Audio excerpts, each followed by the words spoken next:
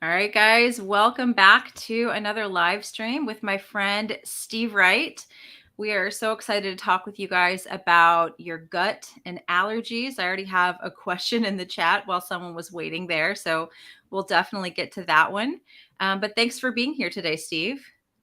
Yeah, thanks, Sarah. Just FYI for for everyone that's watching, pretty much everything is going wrong right now. We're in the middle of a remodel, and my microphone just quit on me. So we're gonna make this happen because we committed to it, and just bear with us. We might have to do a take 2 next week. Yeah, we'll see. I mean, so far I don't hear anything, so no worries. We'll just do our best here. So yeah, thank you for being here, Steve. Well, yeah, let's just jump right in. To some of these questions.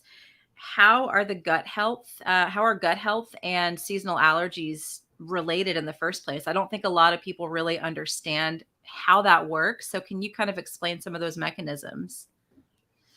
Yeah, so I think it's helpful. At least it was really helpful for me to start with like conceptualizing the immune system, because at least for me, I always, when I visually thought about the immune system, I sort of saw these pictures of like immune cells head to toe and kind of like, like full body coverage type. Yeah. Like that's the immune system. And it's not that that's not true. It is. It's just that if you had like a heat map or like some sort of like concentration mapping, you would see that your abdomen was just glowing with immune cells, like if you were able to Mm. trace them.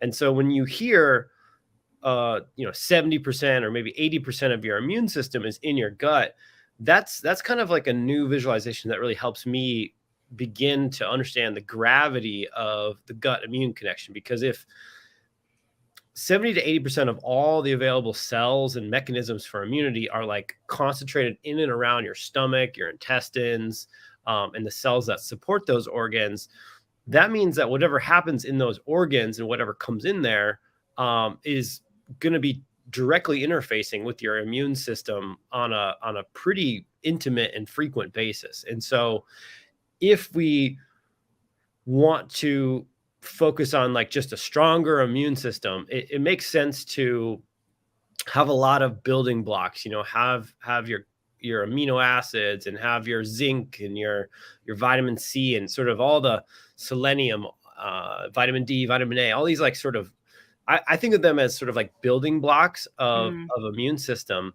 But if the immune system doesn't know how to act, if it's trained to react inappropriate in that 70 to 80% of the time in your gut, then the dysfunctions are going to spread far and wide across your whole body into brain and lungs and everywhere else. And it's all because of that kind of wild and chaotic interaction that's happening in and around mostly in the intestines, but a little Mm. bit in the stomach as well.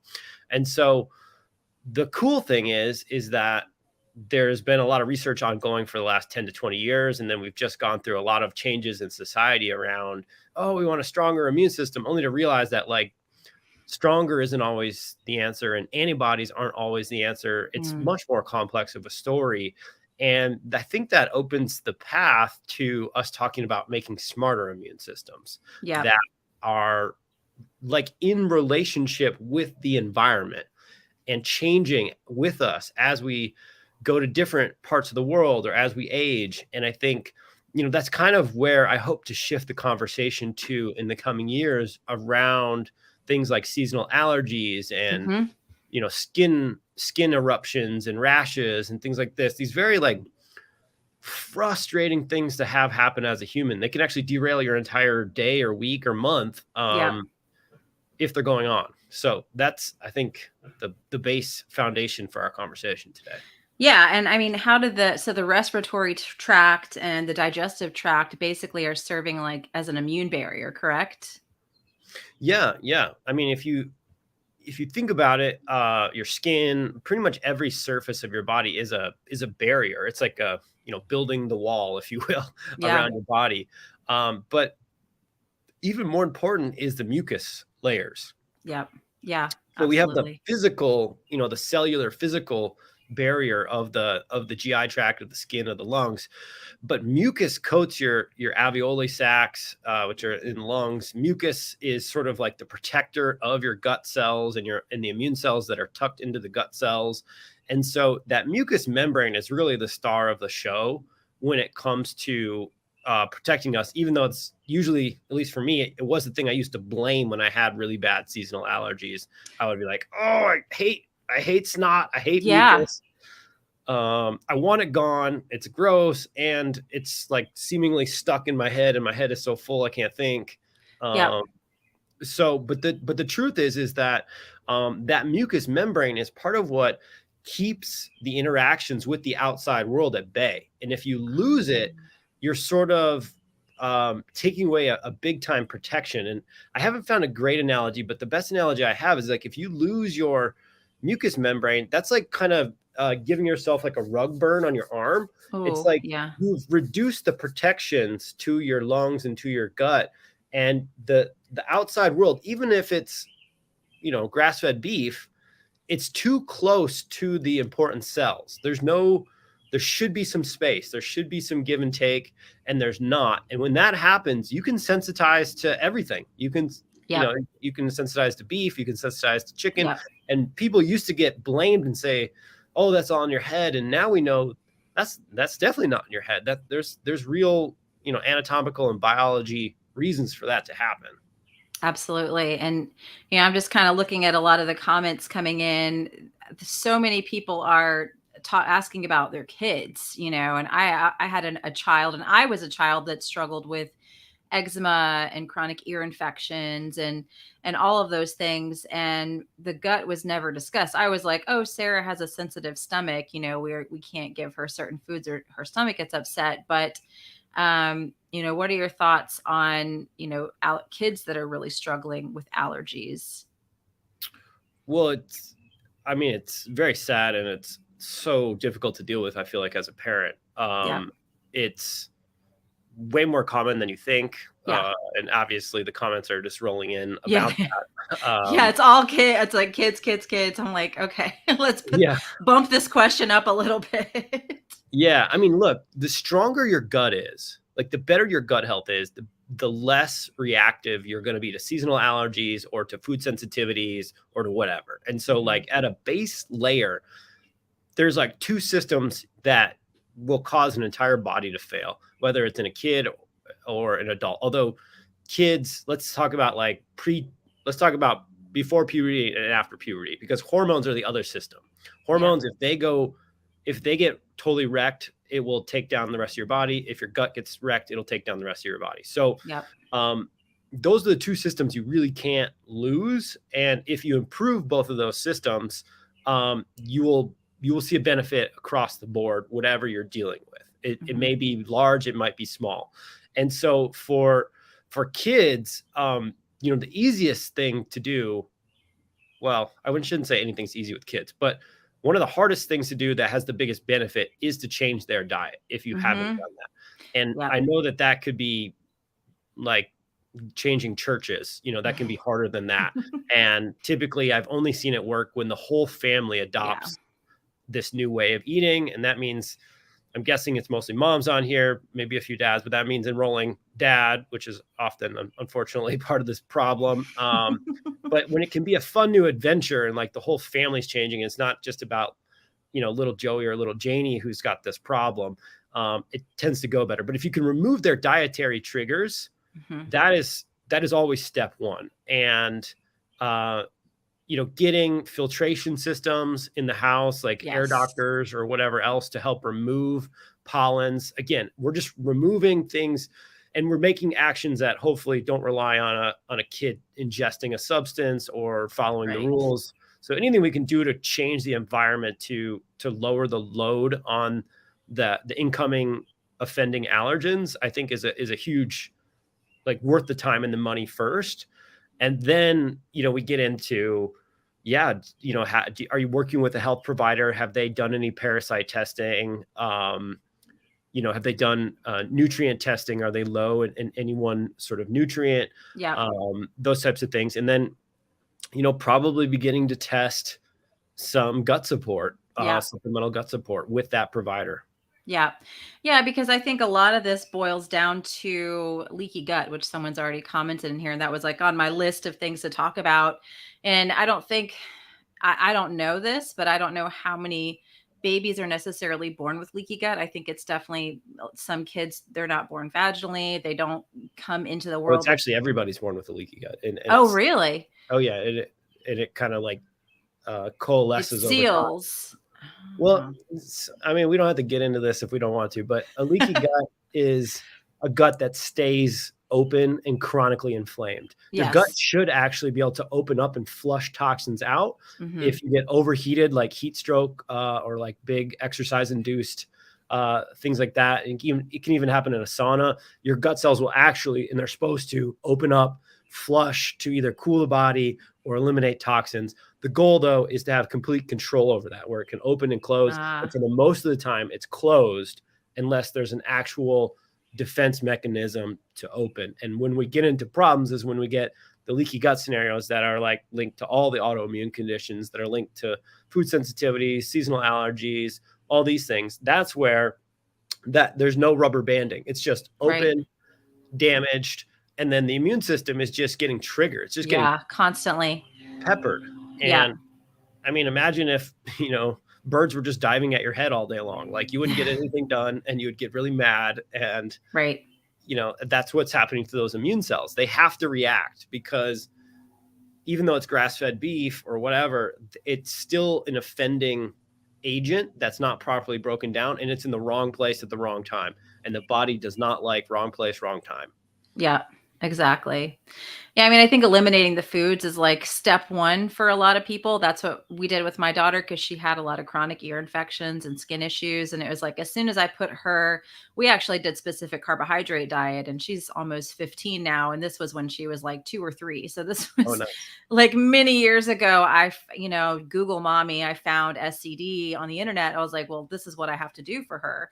And it did tremendously help with a lot of those allergies. But as she's gotten older, I've had to continue to work on her gut.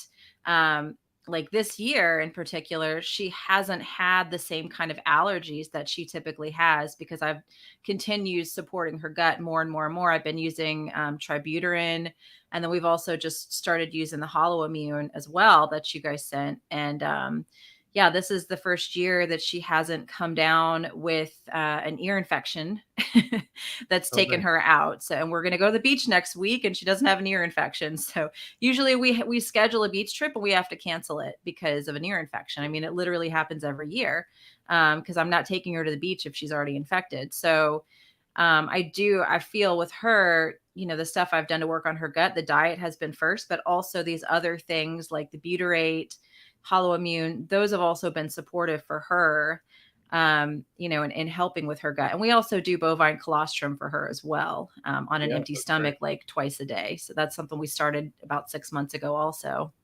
Oh, cool. Is that the IgG products or is that something? It's Dr. Al Dannenberg is the guy who sent me a link for the one he uses. I'm not sure. I had to buy it through a special link in a special company. So Okay.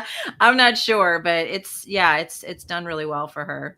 Yeah, I think it's important to like understand that seasonal allergies are a final symptom that is super annoying and super complex for kids and adults of multiple processes gone wrong prior to Yep. that.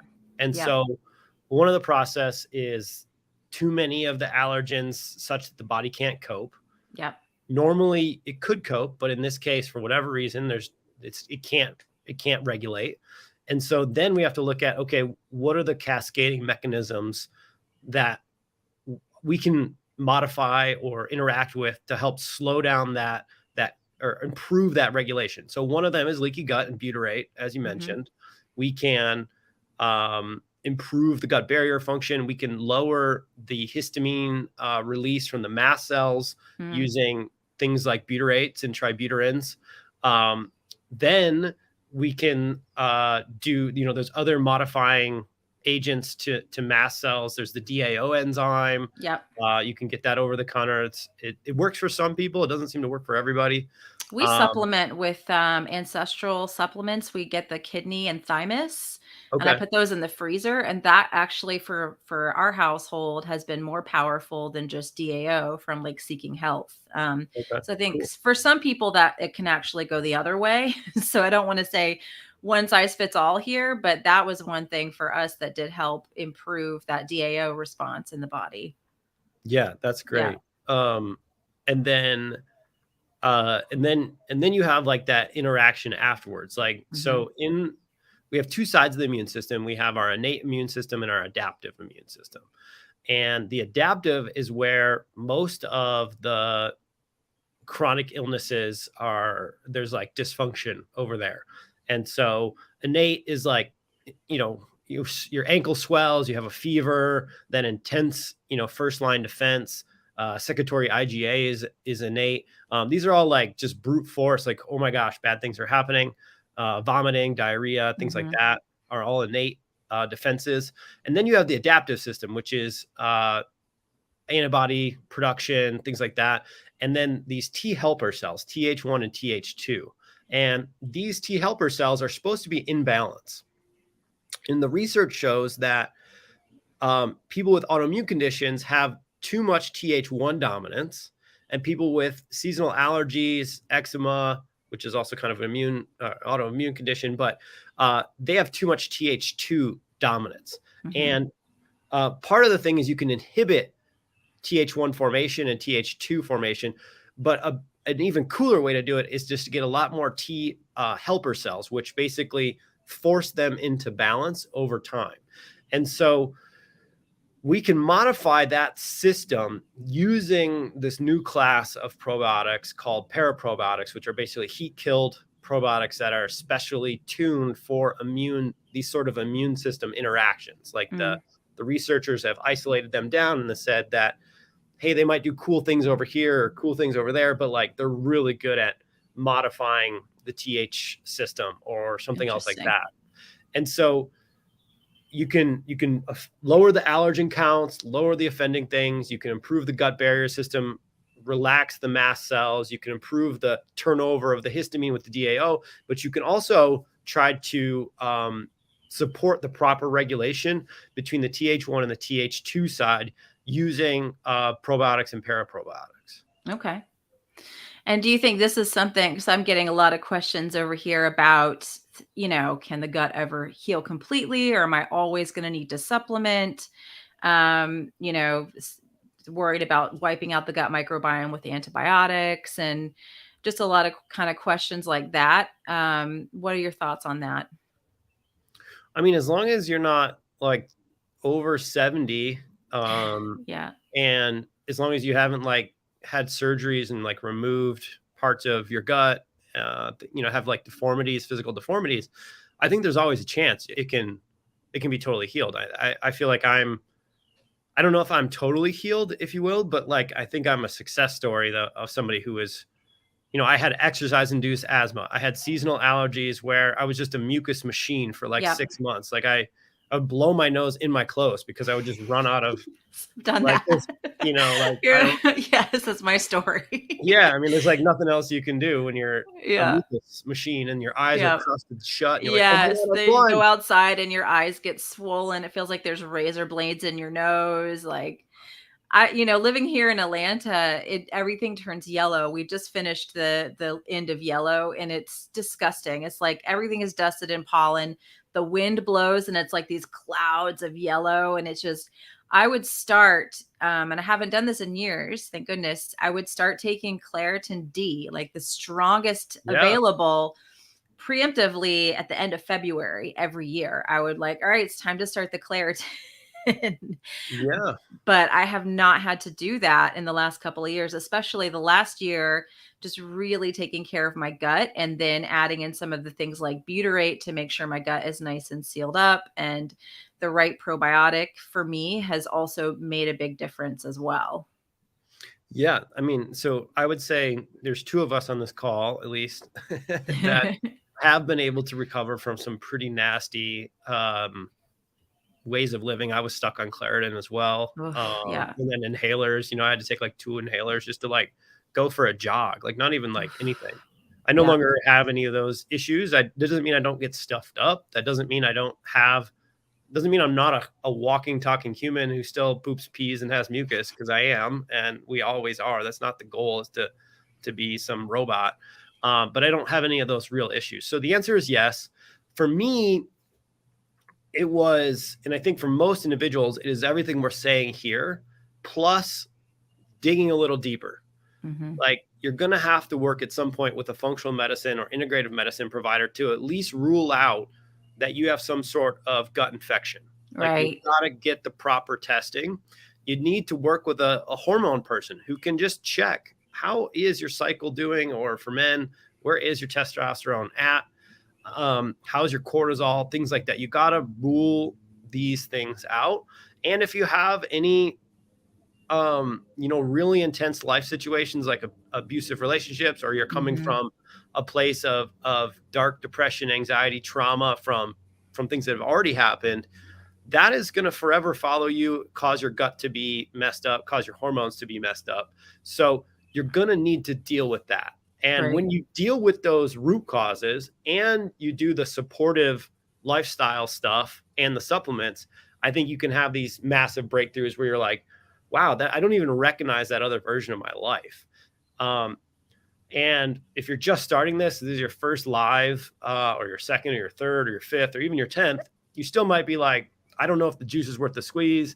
I don't know if I have enough time. I don't know if I have enough money, enough energy, all these things. And I get it. But every single one of us, Sarah included, myself, we got here one step at a time. Mm-hmm. Just one change every month, one change every Mm-hmm. month. Try changing your diet. Try a paraprobiotic or a butyrate or anything else Sarah talks about. And then you just keep going one change at a time as you figure this out. And you can get there. And I think, like I said, barring some massive trauma to the body, you can recover. And I would say most people take about 1 to 2 years Yep. to get fully into a whole new human. Yep. I agree. And now, I mean, I never could eat cheese. I never could have dairy. I drink raw cream. I drink raw milk. I have cheese if I want it. And I don't get eczema. I don't get IBS. I don't have the same issues. I can eat eggs all the time. A lot of that stuff just really, I mean, it was like immediate food intolerance. And so, yeah, I can eat all that stuff now with no problem. But I did have to do some work. And one of the things that I didn't ever take into account that we haven't quite touched on yet directly is just the whole stomach acid piece. Because if you don't have adequate stomach acid, you can't hang on to your magnesium, your zinc, all those minerals that you need. You can't extract them from your food. And then that's going to make you a lot more susceptible to colds, flu, allergies, right? Yeah. Your stomach acid is another type of barrier, kind of like the mucous membranes. It doesn't get any attention. It's kind of overlooked, but it's really, really important. There's actually a study, there's several studies now I found that basically show that the lower your stomach acid is, the higher your IgE reaction. And so there is one study where they do the skin prick. Like, I don't know if you guys have we've done that. We did it. Yeah. Okay. Yeah, I've done that all across my body. I did not over 4 years. I did about 4 years of ongoing allergy. The shots. The shots. Mm-hmm. Got bugs all over me. But sorry for the neighbors who are now mowing their lawn. But yeah, so where was I going with that? Stomach acid study. Yeah. So, there's this really cool stomach acid study where they show that, like, people with less acid have a higher the little dot test. It gets more inflamed. Interesting. The lower or the higher your acid, the worse your stomach performs, basically. And so there's another study I found where if your resting acid levels aren't strong enough, they don't kill basically there's a lot of bacteria in your mouth, and it's kind of why our breath stinks, if you will. It's just part of being a human. Again, little gross things about being human. That should have been the show name. But that is, you're constantly swallowing that saliva and those gastric juices, and you need to detoxify that. You need to kill that LPS from all that bacteria. And if your stomach acid isn't strong enough, the LPS load, they measured the LPS load at the bottom of the stomach going into the small intestine, and it was like crazy high. And so LPS is a trigger for the immune system to freak out and attack things. And so if we want to get the nutrients from our food, like you said, minerals, magnesium, calcium, all the minerals, we need the proper stomach acid to release the, think of them like bound up inside your hands, and the acid opens the possibility to actually extract those nutrients. And then we need to kill the incoming bacteria, the LPS. We need to, I don't know if stomach acid does anything to pollen, but I'm sure it does something to help neutralize it in some capacity.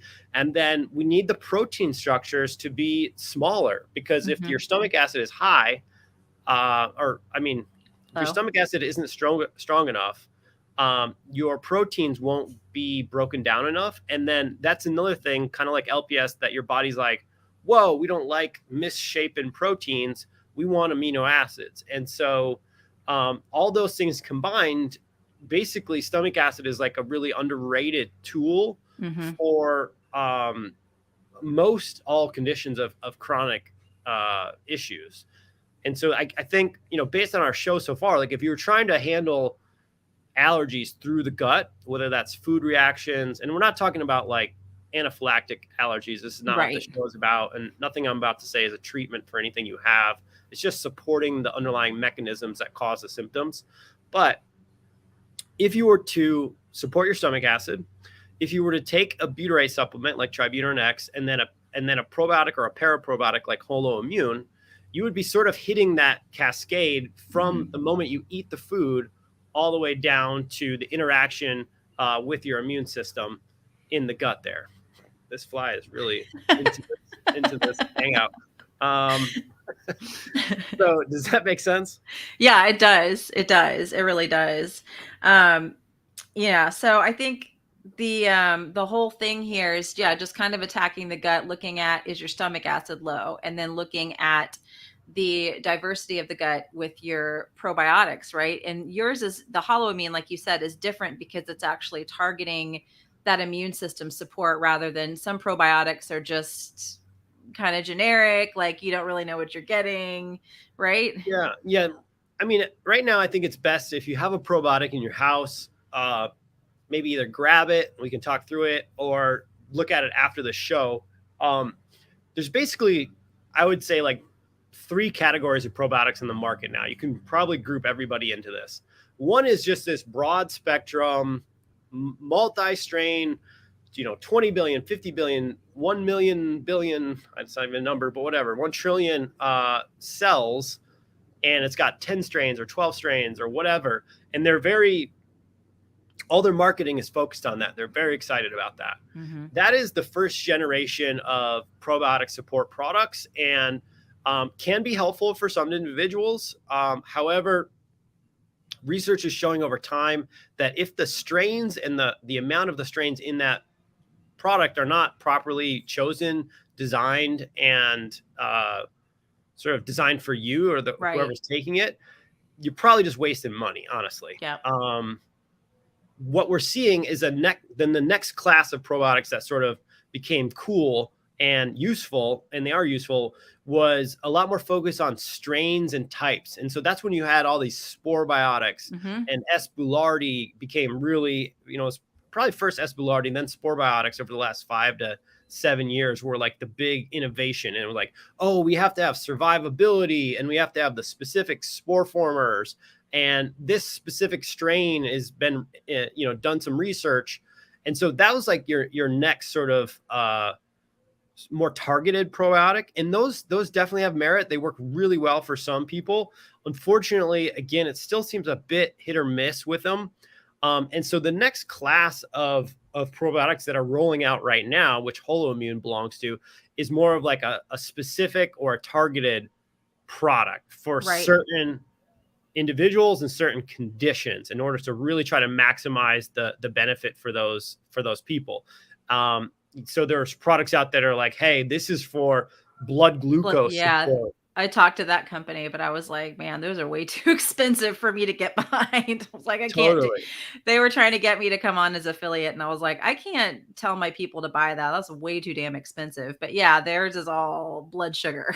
Right, right. Yeah. And so that's kind of where the market is heading, is that they're gonna companies like ours and them and others are taking the time and money to build really, really sophisticated and targeted formulas with research studies behind them for various symptomology or bodyology, if you will, certain conditions going wrong. I guess today I'm just making up words as well. It's all Wise good. instruction, made up words.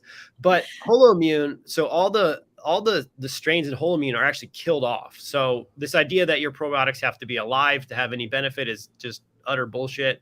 That's a great marketing if you're in the lower tiers of probiotics. Right. And that's how you're going to sell it. But if you're going to try to sell it on what are the benefits to the human, survivability doesn't matter. It's what do the research studies show in mice and in humans.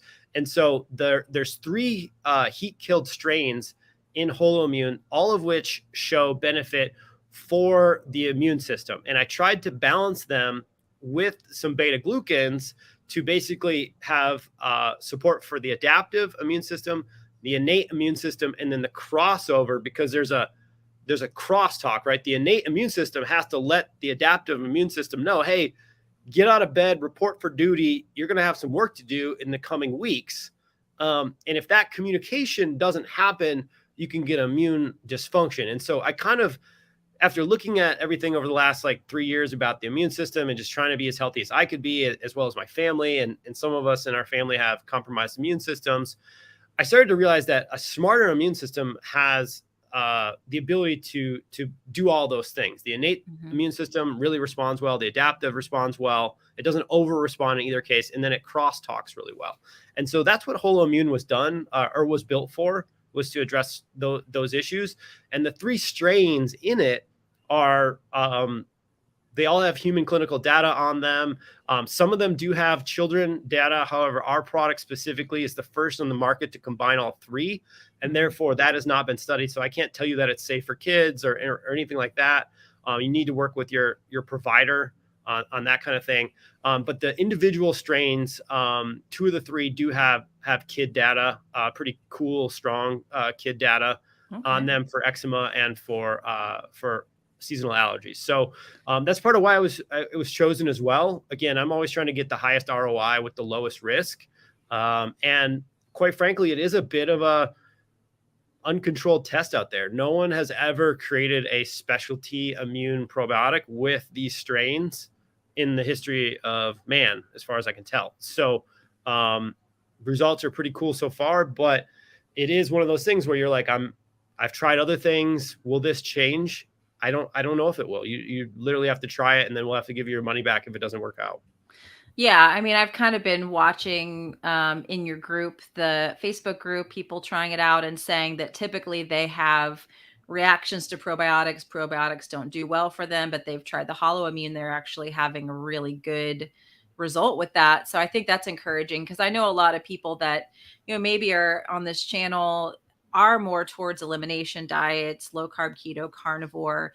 And so I think they can be sensitive to the wrong probiotics. I've had tons of people say, well, I tried, just a probiotic from my grocery store. It was an absolute disaster. So this is, what I think a lot of people don't understand. I had to have this conversation with my sister last week because her little girl had to go on 3 rounds of antibiotics. And I was like, you've got to get her on a probiotic now. And she's like, I'll just go to Publix and get one. And I'm like, please don't do that. It's not the same thing, right? Yeah. Yeah. If it was, then we would not have as many issues as what we're having right now. But we're taking more probiotics in the history of the world. Right. And all of us are still having the same or worse issues. So, and actually antibiotic usage is down for kids, not like it was for I think you and I, who just we got killed with antibiotics as kids. Yeah. It was like every sniffle, we're like, let's get some antibiotics. Yep. So probiotics do support, in some cases, the re-regulation of the microbiome, but most probiotics don't stick. And so you actually butyrates and prebiotics are probably the best thing to recover from antibiotics. Probiotics aren't necessarily your ticket there. Okay. The research on that's been pretty hazy at best, and Yeah. sometimes it's been negative. Actually, it can slow the recovery of the microbiome. Um, Interesting. yeah, so prebiotics and sort of like rebuilding the microbiome through the building blocks of the microbiome seems to be more beneficial, and probiotics are more like the levers, right? Like, I Hmm. think that's the best way to think about probiotics is like they're not really colonizing you. It's like if you have missing microbes on a test, taking probiotics of any kind really is not going to move that needle much. Mm. Instead, what they're doing is they're moving they're moving levers inside your gut that may produce a better microbiome or recover the microbiome, or they might attenuate immune dysregulation, like holoimmune. It might support your immune system to stop being so dysregulated. In the case of other companies, it might help with your blood sugar control. There's going to be skin biotics. There's Hmm. definitely, I've already looked into Yep. that. There's brain biotics. These are strains at the right strain at the right dosage, that literally do modify your skin, and they do modify your brain. And which levers are being pulled, I don't know, but it's not like those things are going in and colonizing and creating this microbiome that's like a brain biome or whatnot. It's not. It's just helping the crosstalk probably between the gut and the brain to be less inflamed and work better. Gotcha. That makes perfect sense. Yeah, because I don't think that putting in a specific formula is going to fix all the problems. I think it's kind of what that formula is actually doing to the body, right? Right, right. So like there's, I think you've talked about microbiome labs. Like they have some great Hmm. formulas for if you're missing acromantia, if Hmm. you're also dealing with leaky gut, they can be helpful for some people. Um, so they have done research, and those strains in general, those spore forming strains, have research on them to show that they do different things to the gut microbiome or to end markers inside the body. But they're not showing that those pills or those probiotics inside those pills are like entering the gut, attaching, and then blooming into a new population. Right. That's pretty much not happening. Right. Okay. That makes sense. Well, just to jump back to one of the questions, would you classify like pet allergies as the same thing as seasonal allergies? Little more complicated. It suggests a deeper immune dysregulation because Mm, it's not seasonal. It's like there all the it's all the time. time. Yep. Yeah, so it's more like that would be more like an environmental allergy to me around like VOCs or mold or um, things like that. But I've seen them get not 1,000% resolved. Like if you have like a cat allergy, where if you get any cat hair on you, you're like just Right. Done. you're like just knocked out. I haven't seen it so that you can have cat, like you can become a cat lady. But I have seen it where people can recover to the point where they can be in a house with a cat, like at their relatives for a weekend, and not really be that affected. And it's worth it for the connection they get with their relatives, or they go visit a friend.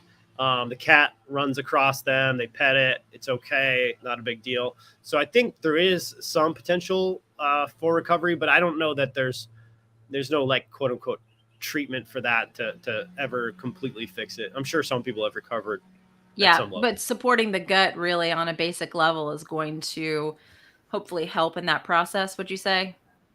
1,000%. Yep. Yeah. It's the Yeah. same. It's not the same mechanisms, but it's pretty dang close to the same mechanisms for food sensitivities. Other environmental allergens. This fly is killing me. Um, so we could do another show where I've wanted to like dig deeper into that. More Yeah. like what are IgE allergies and what are like Okay. IgMs and IgAs and like kind of like what can support those. So we could do another show at another time Yeah, about maybe we that do stuff. that next month. Yeah. Yeah, But absolutely. in general, there's certain things that are always going to be involved no matter which system it is. Those are things like T regulatory cells, T helper cells, histamine release in mast cells, and then secretory IgA. So anything that's sort of helping or modifying those things at some level is going to support the relaxing of the overreactivity of the immune system, whether it's to nickel or copper or animals or mold or whatever. Yeah, gotcha. And, some people are asking about what the best diet for allergies are. What your opinion is on that? I'm curious. I mean, I don't know that there's a best diet allergy, but if Yeah. you're looking to make the quickest change or the quickest bang for your buck with like the simplest outcome, I think it's paleo autoimmune. That would be the easiest one to understand and the fastest one to try. If you want to go all out, go carnivore for, I don't know, 6 weeks or something, and then transition to paleo autoimmune. Yeah. But you need to do like a full elimination of most of the food groups and make most of the food from home. Yeah. If you're like hardcore and you want to do a time tested one, you could do the SCD diet. You cannot eat out on the SCD in the beginning. You can't buy packaged food in the beginning. There's no additives. So you're removing a lot of stuff that you may be reacting to. We should just name this fly and maybe we should ask so yeah, I think any of those diets are a great first step, and would give you 80 to 90% of the benefit as long as you execute them as they're intended. If you go paleo autoimmune and you're just eating, gluten-free almond cookies with dark chocolate in them, like don't expect the results. But if you're eating meat, fruits, and vegetables with like a nut treat every other day, that's pretty awesome execution. Yeah, I mean, for me to really get my allergies to chill out, I pretty much had to do carnivore with like no dairy. And I even did egg yolks only. I took eggs out for a couple months at one point as well. Eggs are a sneaky allergen for some people. They really are. Yeah, I can eat them all the time now, but I did take them out for a while. So I think that can be helpful for people just to give your gut that break to rest and repair. But what the key for me was, just personally, anecdotally, was that I did, after I had that elimination period, I did need to add in some probiotics. I did need some HCl. I did need some digestive enzymes just to continue to support my gut. That elimination period gave my gut a nice rest and I felt better. But for long term, and for me to be able to kind of add foods back in and be able to go out to a restaurant without having a horrible reaction, these things I added back in were really, really helpful and supportive. And I'm doing a pill stop right now. I'm not doing any probiotics right now. My daughter is taking the hollow immune, and I swear it's saving her from the seasonal allergies this year. I'm doing butyrate and I do the digestive enzymes, but I've cut back on the HCl. I only have that if I'm going to have like a giant steak, like I'm going to have a huge ribeye. I'm like, yes, I'm gonna have a little HCl before that. But so people, I think they get worried that they have to we talked about this earlier. Do you have to take the supplements forever? I mean, I don't think you have to. No, not unless you've been sick long enough that you've damaged your body enough that you're going to need support to be as healthy as you can be. So, yeah, are there plenty of stories online of type 2 diabetics getting off of insulin and living a normal, healthy life by going carnivore or low carbohydrate with supplements and things like that? There are. Yeah. But if you were a type 2 diabetic for 15 years and you used insulin that whole time, your chances of full recovery of not using that the rest of your life are like way less than someone who's 2 years into it. And so the same is true. If you've had seasonal allergies like for 30 years and you're finally going to change your diet and do something different, you're going to take longer to respond and may have a lot farther to go than somebody who's kind of just experiencing this for the first couple of years of their life and now they're dealing with it. The faster we can reverse whatever dysfunction's happening, same thing with gut issues. Will I ever I'm too in that zone where HCl guard is not all that important for me anymore again. I've come on and off HCl twice now in 10 years. And I do believe that's a really well-known phenomenon that you don't necessarily need that for your whole life. Right. It does change as you age and as you do different things. I may always use Holozymes the rest of my life. I love them. The anti-aging benefits and the way they make me feel, and they help me be less neurotic about the foods I choose. Yeah, they help me to go out with my family to dinner I mean, our kitchen, if you can't see it, is in shambles behind us. So we don't have any way to make food at the moment. And they help me just go out and eat and know that, hey, it's not ideal this month, but it's totally fine. And I'm not going to have issues because of that. Yeah. And the same thing with Tributyrin X. It's not something that I necessarily think I'll have to take forever, but it's still really helpful for my sleep. And just like one a day is really working for me. Holoimmune, I haven't noticed a ton from it. I was really hoping that I would have a big experience in some way, because we have like 3 or 4 members on our team that are like, we sort of trial everything in house to try to figure out the pros and cons of our products before we send them out in the world. Mm-hmm. And we have like 3 or 4 people that are like, I have never thought this clearly in my life. I have so much better brain power. This is amazing. And I was like, that was not what this was designed for. And that is so fascinating. And they're like just guarding it, you know, like Shay is loving it for her cognitive benefit. And I mean, there is gut brain connection and immune brain connection. So what it's doing to neuroinflammation, I have not, you know, dug into that quite yet. But I think it's really cool that, you know, for certain products, they can make all the difference, and you just don't know until you give it a test and you try a different dosage. If you're already on an enzyme or something, you haven't tried a different dosage, try that first before you give up. But I think that for some individuals, holoimmune can be a game changer. Yeah. Yeah. I mean, I've tried a lot of different probiotics for my daughter over the years. Like I used to special order ones that they'd have to send and be like in a cold pack and keep it in the refrigerator. And they'd be really like $200 for a bottle of it. And I never really noticed that it did very much for her. It was frustrating because I will do anything for that child. We had done the microbiome labs. I'm kind of like, that maybe helped a little. Thrive, or the Ombre labs, the custom ones, I do think that those were helpful. But the holoimmune, this is the first time, like I said, she doesn't have an ear infection, and we can actually go to the beach next week and we don't have to cancel the trip. I mean, literally, the place where we stay, they're kind of used to it. They're like, "Are you sure you're coming to this first scheduled one?" So, yeah. So it's been good for her. That's great to hear. And I think that's, you know, I think your experience hopefully inspires other people and their kids to keep trying new things. Like you should know in 30 days with these products, like if you're giving your kid vitamin D or if you're giving yourself vitamin D, knowing a difference in 30 days is pretty impossible. Yeah. Vitamin C or selenium, things like that. But when it comes to gut products of all types, no one gets a pass here, my company included.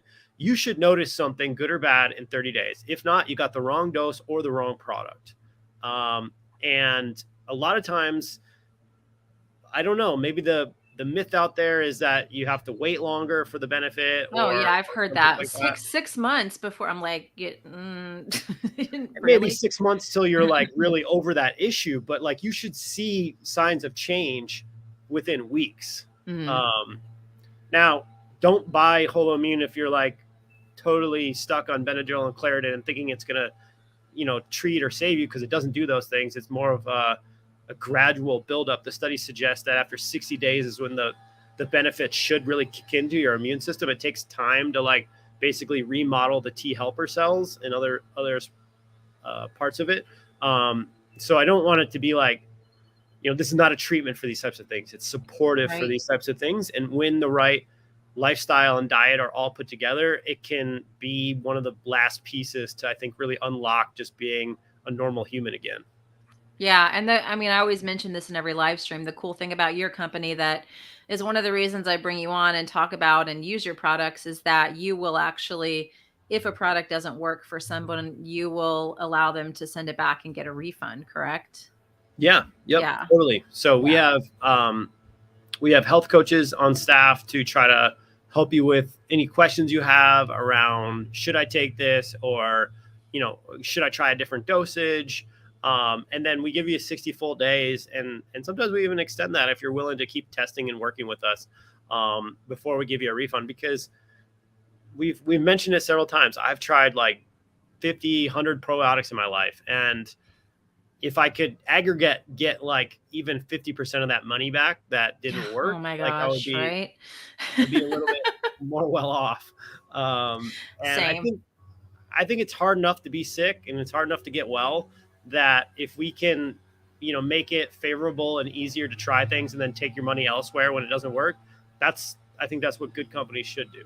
I agree. Yeah, I mean, I literally have a supplement graveyard in my kitchen of just stuff that I'm like, well, that didn't work, but I spent $60 on it, so I guess I'm stuck with it. Literally, we're about to move. We bought a new house, and we're about to move next Oh, month. congrats! Thank you. Yeah, we're super excited. But that's the one thing I thought about is that damn supplement cabinet. I'm just gonna have to toss like thousands of dollars worth of stuff that I've spent over. We've been in this house for 14 years, so it's like, oh my God, you can imagine the kind of accumulation that's happened. So yeah, it's sad. But one thing I wanted to talk about before maybe we close out here, unless you have any other ideas, is just the whole thing with seasonal allergies that I don't think I understood.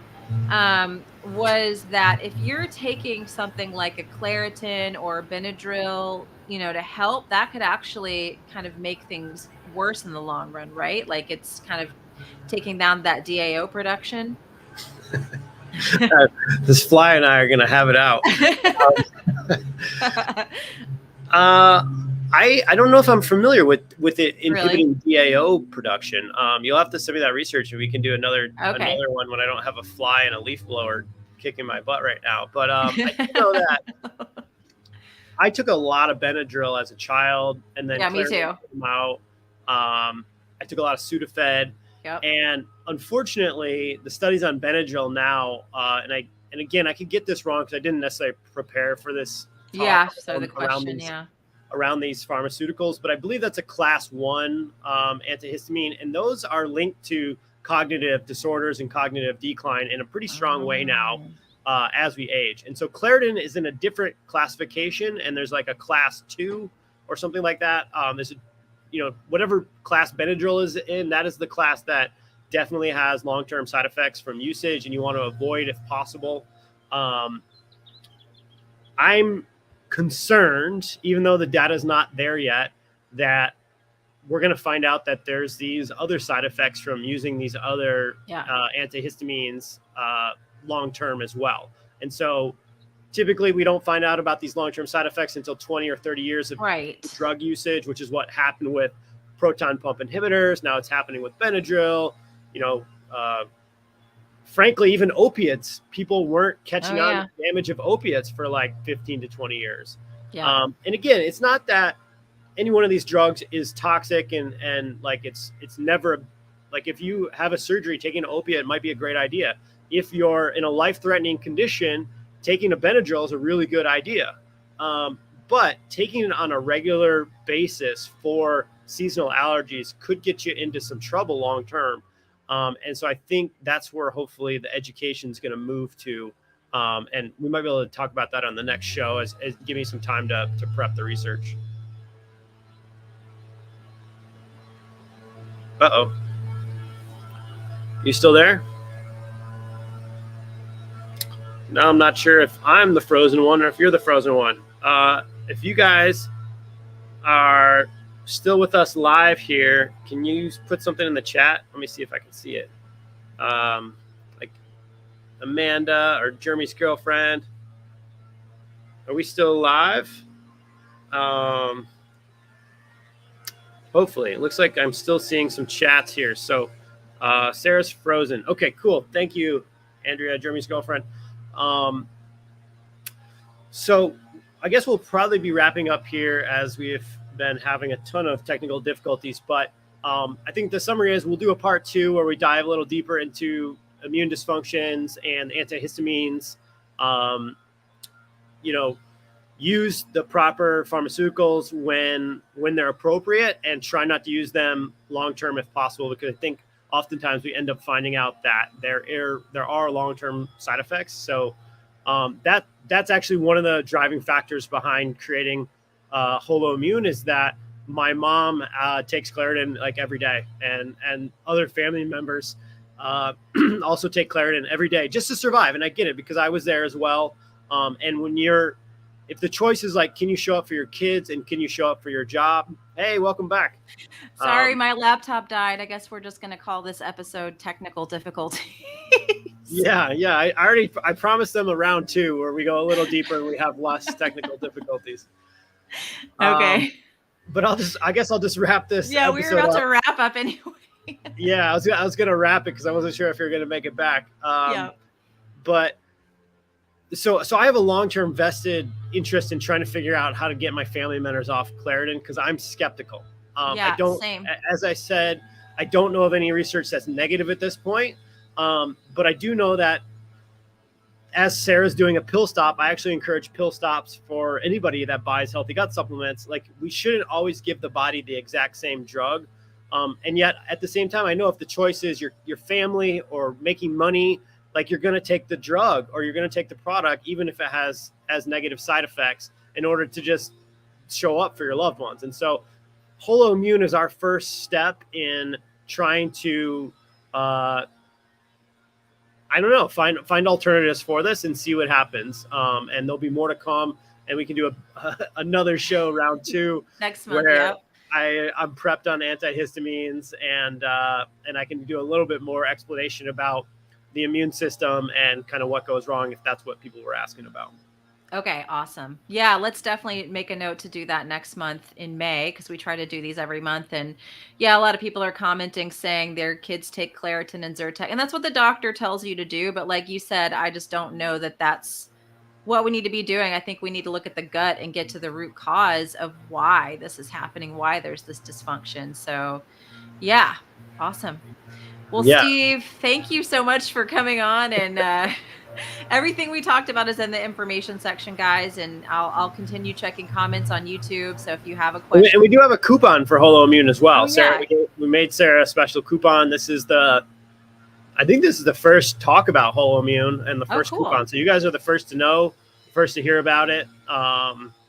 Love your feedback on it as well. Yeah, awesome. Yeah, you guys let us know what you think, and we'll be back next month to talk more about all this awesome stuff. So thanks, guys. I'll try to bring the fly and the leaf blower and the contractors as well. Yes. All right, guys. Thank you for watching. Thanks, everyone.